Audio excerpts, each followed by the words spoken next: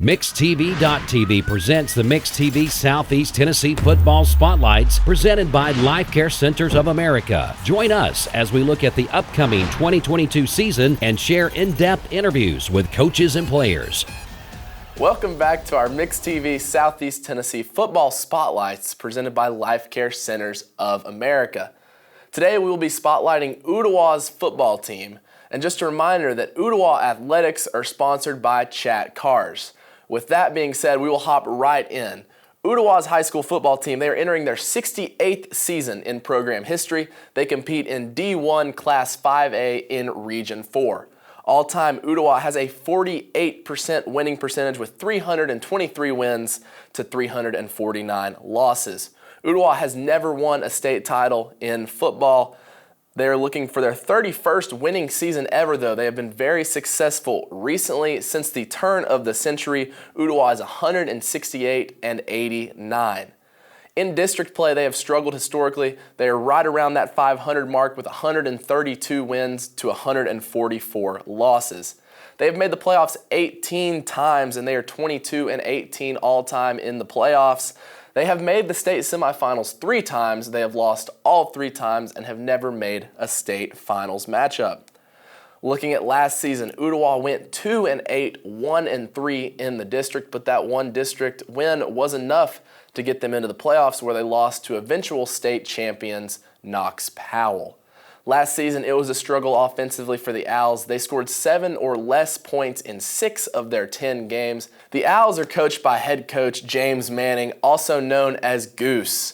He is in his 2nd season as Ooltewah head coach, and he is looking to lead the Owls to their first winning season since 2018. Goose Manning played football at Ooltewah for 4 seasons until he graduated in 2011. In those 4 seasons with him on their football roster, Ooltewah went 32-14, very successful. After high school, he continued his football career and played quarterback at Carson Newman University. After his college career, he came back to Ooltewah High School and coached quarterbacks for 4 years before following former Ooltewah head coach Scott Chandler to Tyner. And then as the story goes, Ooltewah had a coaching position open up in the July before season last year, and Goose Manning, who was painting locker rooms at Tyner when he got the call, took the job to be the head coach at his alma mater. A great story, and Goose Manning, as I mentioned, is looking to lead his Owls to their first winning season since 2018. Looking ahead at their schedule, they will open their season hosting East Hamilton, a team they lost against last year, but they have enjoyed success against East Hamilton all time. They have won 8 of their 10 matchups. They will then travel to Red Bank, a team they did not play last year, but they have struggled historically with only 3 wins in 20 matchups. They will then host Walker Valley, who they lost to for their first time in program history last year. They are 9-1 all time. Then after 3 weeks, they will enjoy their bye week before traveling to Ray County, Baylor, Howard, and Bradley Central, a tough stretch of 4 road games, starting with Ray County, who they lost to last year. They only have 6 wins in 26 matchups. They will then travel to Baylor, who they have never beat. They are 0-3 against them with a loss last year.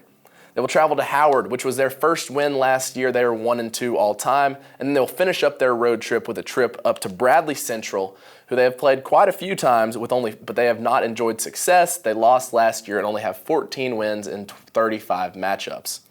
They'll then host Soddy Daisy, who they lost to last year but enjoy a slight lead in their 46-game series. They have 25 wins all time.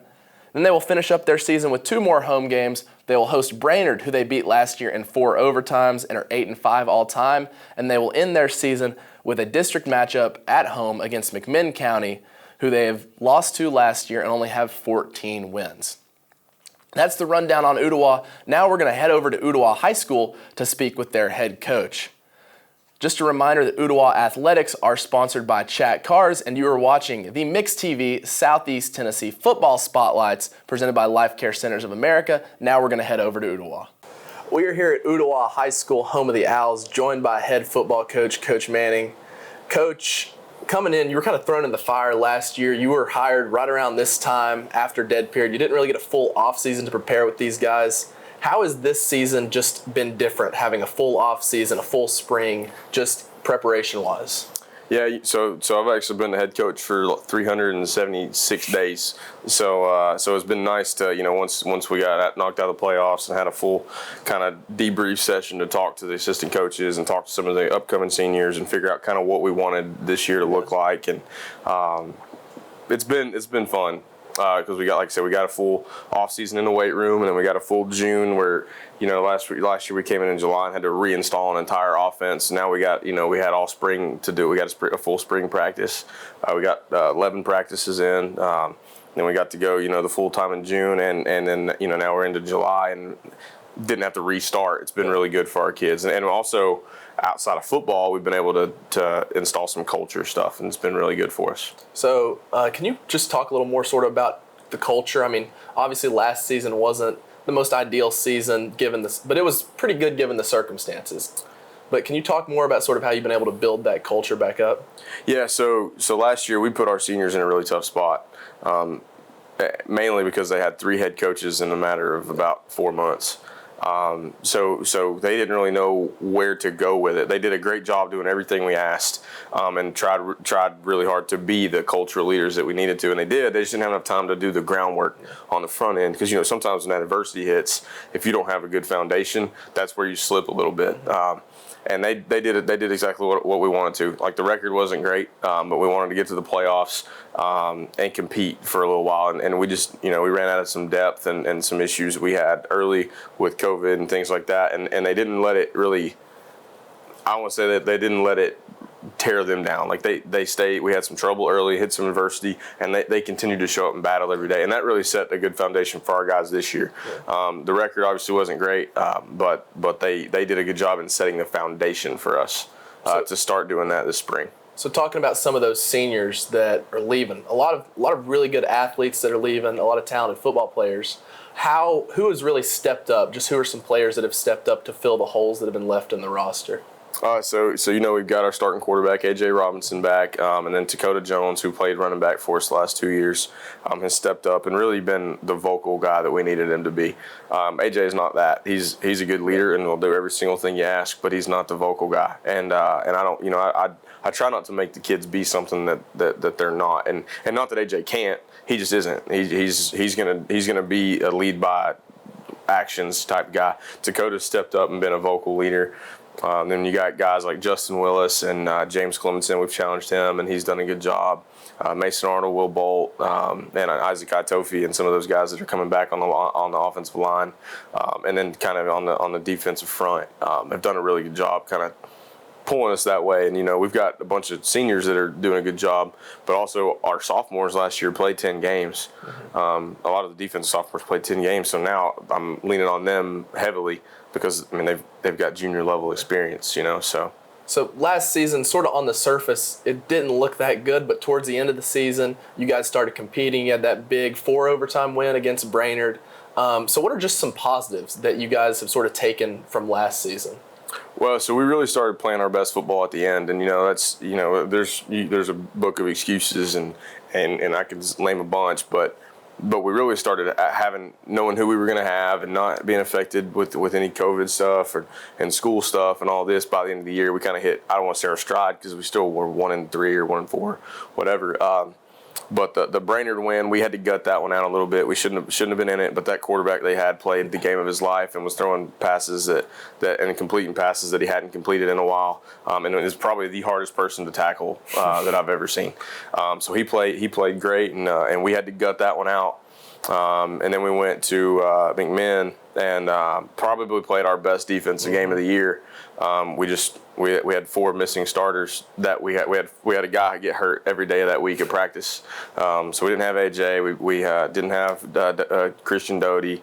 Lost a running back in the Brainerd game. So we were missing a bunch of guys. And still only lost to McMinn. It was 18-0, I think, but they scored with 30 seconds left. So I was really proud of the stride we hit, and then obviously the first round exit to the eventual state champion PAL. That's a good football team. So it's good for us to build off of. Like I said, we 2-8, but because of the way the TSSAA set up, we were 4th in the region, so we made the playoffs. And you're not going to take that away from us. We're going to hold on to that. And it's good for us to build on. So what's your biggest key to just returning to sort of the winning ways that this program's had in the past? It's work, man. There's no secret to it.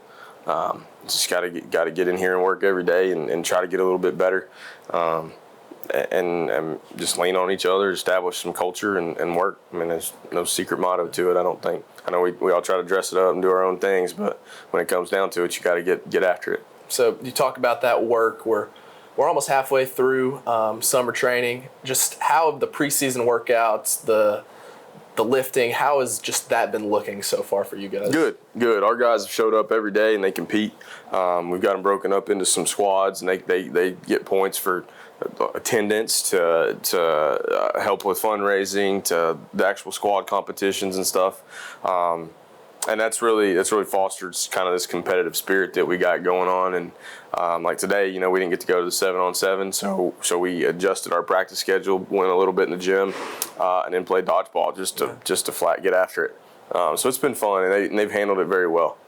So lastly, you've kind of been around football all your life. You played quarterback here. You went on, played at Carson Newman. So I know you're excited that we're getting back in the swing of things, but just how excited are you that it's almost football time? I was telling the boys today, like, I hate 7-on-7 season. Like, I'm the old quarterback, and like I like to throw it around, but like I love being able to put the pads on. Just probably like every coach, But man, I can't, like, and this is great, but I can't wait till that when all the football seasons converge and it's you got football Monday night, and then you got like a 2-day break. You got that Wednesday night action, and then it's the whole week. Like, you got a game every night, man. That's really fun for us, and our kids are ready to go too. Yes, sir. Well, we're looking forward to it. This has been head coach of the Ooltewah Owls, Coach Manning. This concludes our Ooltewah Spotlight. Ooltewah will open their season against East Hamilton on August 17th. That game will be played at Ooltewah with a 7:30 start time. This has been Ooltewah's Football Spotlight presented by Chat Cars on the Mixed TV Southeast Tennessee Football Spotlights presented by Life Care Centers of America. I'm Ryan Lovelace, and we will see you next time for our next Spotlight.